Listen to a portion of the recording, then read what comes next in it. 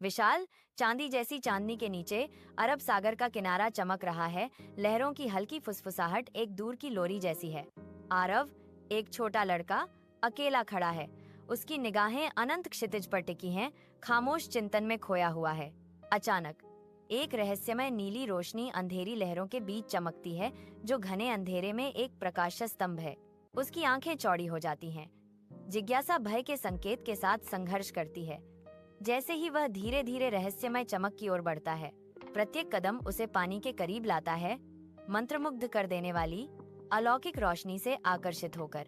एक प्राचीन द्वार के भीतर, जो जटिल शंखों और चमकदार मोतियों से सुसज्जित है, आरव खड़ा है, एक मधुर संगीतमय गूंज में नहाया हुआ।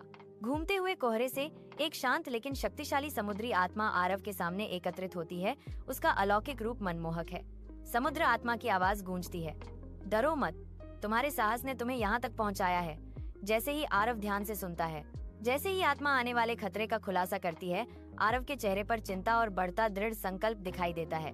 आत्मा चेतावनी देती है, एकता और पवित्र लौ प्रज्वलित करके ही आप तूफान के खिलाफ जीत सकते हैं।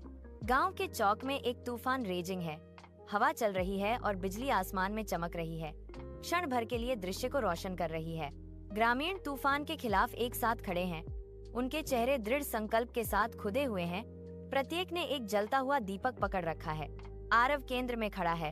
उसकी आवाज एकता की किरण बनकर तूफान के प्रकोप को चीर रही है, सभी से मजबूत रहने का आग्रह कर रही है। तूफान की भयावहता के बावजूद दीपकों की सामूहिक चमक और ग्रामीणों की एकजुटता डिफाइंट होप का माहौल बनाती है। जैसे ही सुबह होती है, तूफान थम जाता है और समुद्र अपनी शांति पर लौट आता है। एक नई, बेचैन कर देने वाली शांति को दर्शाता है। आरव के लिए अब शांत समुद्र एक गहरा रहस्य समेटे हुए है। उसकी शांत सतह रात के कोलाहल से उपजे रहस्यों को छिपाए हुए है।